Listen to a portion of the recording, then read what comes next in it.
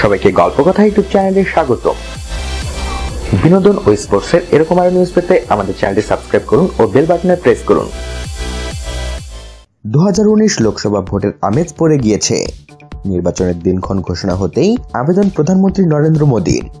আসন্ন লোকসভা নির্বাচনে ভারতের প্রতিটি নাগরিক যাতে নিজেদের গণতান্ত্রিক অধিকার প্রয়োগ করতে পারেন তা সুনিশ্চিত করতেই টুইটারে বিখ্যাত ক্রীড়া ব্যক্তিত্বদের মাধ্যমে আবেদন জানিয়েছেন তিনি।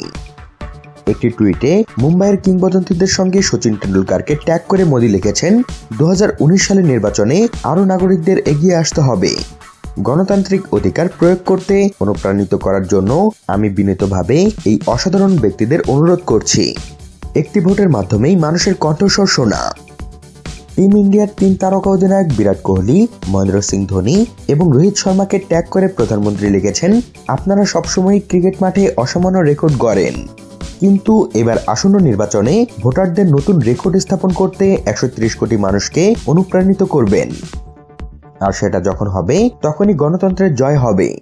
3 প্রাক্তন ক্রিকেটার অনিল কুম্বলে, ভিভিএস লক্ষ্মণ এবং বীরেন্দ্র সেহওয়াগকে ট্যাগ করে নরেন্দ্র মোদী লিখেছেন, ক্রিকেট পিচে আপনাদের অনেক বীরত্বে লক্ষ লক্ষ মানুষ অনুপ্রাণিত হয়েছে। আসুন এবার আবার মানুষকে অনুপ্রাণিত করার সময় হয়েছে। এবার রেকর্ড সংখ্যায় ভোট দিতে হাজির হতে হবে। শুধুমাত্র ক্রিকেটার নয়, বক্সার থেকে ব্যাডমিন্টন তারকা এমনকি কুস্তিবিদদেরও বিভিন্ন টুইটে প্রধানমন্ত্রী নরেন্দ্র মোদী ট্যাগ করেছেন। তো বন্ধুরা, এ বিষয়ে আপনাদের মতামত জানিয়ে দিন আমাদের কমেন্ট বক্সে।